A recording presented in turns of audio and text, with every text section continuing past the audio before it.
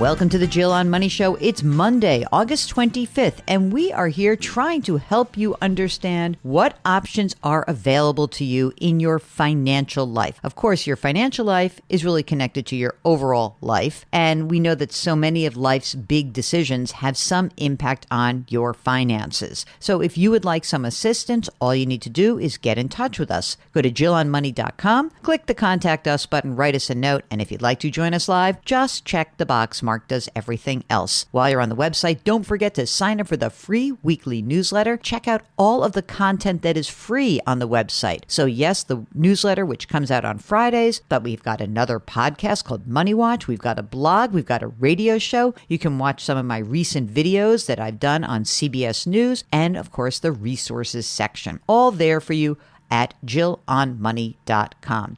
Okay, right now we are talking to Heather from Colorado. Hello, Heather. How are you? I'm great. How are you, Jill? Doing great. How can we help you out today? Well, my husband and I both have pension options for when we retire, and we'd like to retire in about a year and a half. But my husband has some new pension options, and I don't know what to pick. Okay. Are you where do you work? Are you like teachers, government workers, private industry? What do we got? I work as a teacher, and my husband works for local government. Okay. So in your situation, let's do one at a time. So you're going to retire in a year and a half. How old are you, Heather? I'm 48. You're so young. What? Teaching is exhausting, and I love the kids, but I need to be done, I think. Okay. So you'll be 50 years old. You're going to retire. And what will you be entitled to in a pension? If I go with the 50% survivor benefit, which is what we were kind of thinking, it would be $4,600 a month. Will you continue to work just doing something else? I will continue to do a lot of things. I just don't know that any of them will bring in money. I will be productive and yet no money. Okay. So if I looked at the pension that was just your life, not a 50%, the pension where it's like yours plus 50%, what's the amount there? What are the other choices that we have? For 100, or for just me, it would be $4,768. And what about? That's it. That's the only difference. $100. Well, I rounded a little, so it's like 115. Yeah. But what about if 100% benefit to your husband? What's that? What's the haircut there? $4,469. That's great. Fantastic. Now, your husband, tell us about what his pension options are, these new ones. Oh, yes. It got a little overwhelming. So he has all sorts of pop-ups and things like that, 10 years certain in life. But the new one that really threw me off was that now they have an option with a COLA built in of 2.5%. Oh, I like that. Your pension has a COLA, right? A weak one at best. Okay. So anywhere from 0.5% to 2%, that will never happen. Okay. A small COLA. Okay. So he's got one that you can opt in and be like, okay, I'm going to take a bet on inflation and get a COLA 2.5%. I don't know why these COLAs don't just go with the inflation, like with the CPI, but whatever. Okay. 2.5%. So what are the options there when it comes to your husband's pension, Heather? All right. If we do the 50% joint and survivor, it's $5,187. Oh, $5,187. Okay. And if we do the 50% joint and survivor with the annual increase, it's $3,840. Ooh, okay. I see that's a big difference. Yeah. Okay. So now those are the basic options, right? Okay. Let's go back a second. So you are 48. How old is your husband? He's 49. You guys are so young. It's incredible. Okay. What about other money that you've saved? Because maybe we don't have to get so freaked out about the pension choices if you've got other assets. So what have you done in terms of saving? For our retirement savings alone, we have about $800,000. And that's not been taxed yet. It's all before tax contributions. 60% of that is Roth and 40% is pre-tax. Okay. That's great. Any non-retirement assets like a brokerage account? We have $15,000 in a brokerage account. Okay, good. $30,000 in an emergency fund. Okay. $80,000 in our college fund for our daughter. She's going to be going to college in a year, and that should cover it with scholarships. and the brokerage account that was left for her from my mom, which has 65 in it. Wow. Okay. And so how old your daughter? Like 16, 17? 17. 17. And that's it. One kid. That's it. That's why you can retire early, babe. That's right. You had like 6 kids. She'd be working until she was 68. All right. Tell us about the house. Our house is worth about $385,000 and we don't have a mortgage on it. Okay. You guys are in great shape. I'm going to just guess that do we have everything that we need here just in terms of like where we are in terms of the assets that you've recounted? We have all the assets. My husband is entitled to Social Security as well. I am not. Okay. So his Social Security will be at let's do his full retirement age at 67, just for fun. All right. And this is if he doesn't work at all after retirement, it'll be $22.79. Okay. And you'll get half that. Yeah. Okay. You ready for the most important question, Heather?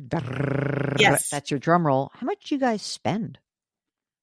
Once we exclude all of the retirement savings and college savings and things like that, it's $8,000 tops. $8,000 tops? How much was you guys were making good money together. So how much were you guys how much you make like for this past year? So 2024, what did you make together? About $195. But $8,000 a month is kind of awesome because we got it. We're done basically. Right. Well, and that's why I'm saying tops, because we've been living it up. We go to a lot of concerts. We're trying to do all the things before the kid goes to college. So you guys each have good health. Is there anything that would maybe give us a different picture here? I have moderate health. I'd say my husband has good health. My parents both died in their 70s. Mm-hmm. And so I guess that's probably the other reason that we're just trying to do all the things. Mm-hmm. Mark, are you inclined? So let's just talk about this. So I am less inclined to do the COLA on your husband's pension. There's such a huge haircut for that. Do you agree with that? Yeah, 100%. For 2.5%, it's hard for me to justify that difference. Especially since they have so much money saved. Right. And right? Okay. So if we take your husband's $51.87, and that will be payable literally like in a year and a half. You don't have to wait for any time period, right? And immediately payable. Okay. And the same thing with you, right? Mm-hmm. Yes. Let's say that we hedged our bets because you just said, your health isn't so good. And so let's say that we did a joint, 100% joint and survivor for yours, but for him, the 50%, just for heck of it, right? So then we have, what did you say? 44.69 and then 51.87. And that's 96.56 a month. And you said you need $8,000 a month. And that's even before Social Security. So this is all taxable, which means I think this is how I would consider looking at this. They're so young, Mark, that we can't pull the money out of the retirement account. What do you want to do to fund the differential? Because the $8,000 a month they're not going to quite make it. They're going to have to pull money from somewhere. So what do you want to do, Mark? One other question. I'm assuming healthcare is covered?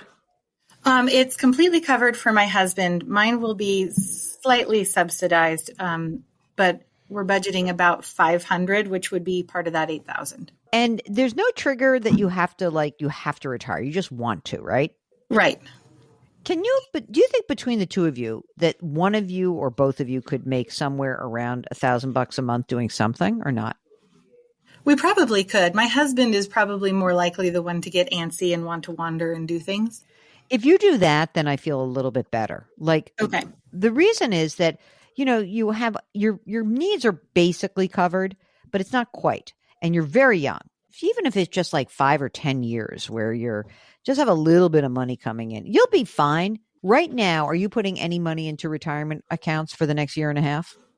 Yeah, about $3,000 a month. I wouldn't do that. I'll Really? tell you what, no, because you got plenty of money in retirement. You need liquidity. I would save all that money in the emergency reserve / brokerage accounts. Now, ours are 457s, which we'll have access to. So that's why. Okay. You're right. Okay. That's right. I'm sorry. I was doing 403B because you said teacher. Okay. So the 457 you could pull out. So of that 800,000 that's in retirement, 400 is pre-tax. Some of that is 457. Is yours 403B or 457? I have a 401k and a 457. So what is the 457 total amount that you have? Probably about 200. So that's what we'll use. Okay. So now I feel much better. I was doing 403B because you were a teacher. So what we're going to have to do is, when I say we, you're going to have to pull money out of that account, that 457. You're going to pull money out of that 457, and that's going to give you like your differential. The only reason I don't think it's going to be terrible, but I do think there's going to be a little slush fund you're going to need. And it wouldn't surprise me if you needed, like, I don't know, $1,000, $1,500 a month from the 457 to pay your taxes that are due on the income that you're receiving. And you go from there. And I think that's fine. I guess I wouldn't go crazy putting tons of money away. I guess you want the tax deduction for the next year and a half. I wouldn't like make myself nuts. If you like want to have some money in the emergency reserve / brokerage account, not have a little bit of more fluff there, fine. Okay. And if for some reason you end up spending more like $9,000 or $10,000 a month, you might have to go a little more aggressive and pull money out of that 457. All of this is just to say that it's like a 5 or 8 year problem, right? It won't matter. Yeah, you could wait till you're 59 and a half for the rest of the money, and you'll have money and it won't be a problem. And then, of course, once he collects his Social Security, you collect yours, then you're really going to have no problem. Any money that hasn't been taxed, we kind of want to get that out before, on the way, I would say. And if you get that money out of the 457, then I think you're golden.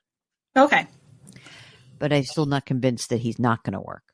Well, I'm not either. I'm giving him every opportunity to say that he doesn't want to, because he's more burned out than I am. So, all right, well, let's do that. So I think that this works. Do you have your estate documents done?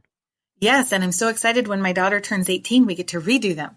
Oh, yeah. Well, you're going to redo them. And then how do you feel about that? Do you want to try to give her money outright? Are you going to limit how she gets the money? Like, what do you think? I know all parents think their kids are amazing, but I definitely think that I can talk her through, like, here's what this money is set aside for, and here's what you can spend. And I think she would really follow through with it. Okay. That's good, as long as that's the case. All right. So I feel good. I think that you should feel good. I think the only reason I'm saying for your benefit, that your pension benefit, you do the joint and 100%, it's not that big of a reduction to give him a little bit more of that income. Okay. You know what I mean? Yeah. Because you said you don't have great, you might be healthy, but you don't have great family history. So yeah, I don't know. I just feel like that might be something to keep in mind. And so if you do that, then I think you're good. I think it's all good. 48. 48. Mark, that means you're retiring right now, Mark. Yeah, I would be retiring in 2026. Yeah. All right. Well, you might be. Hey, thank you so much for joining us, Heather. We really appreciate it. Thank you. If you, like Heather, have pension options, oh my God, what a lovely thing to have a pension option. Give us a holler. Go to JillOnMoney.com. Click that contact us button. Write us a note. Let us know if you want to join us on the air. This is when it's good to have you on the air with us, when we can ask follow-up questions like, oh, tell us about your health. And those are the kinds of things I think are important. So that's where we'd like to follow up with you. But go to JillOnMoney.com and also sign up for the free weekly newsletter, because there it is every Friday, right for you. Mark does such a good job. You can subscribe to us on the Odyssey app or wherever you find your favorite podcast. Please leave us a rating and review wherever you listen. And of course, lift someone up. Change your work, change your wealth, change your life. Thank you for listening, and we'll talk to you tomorrow.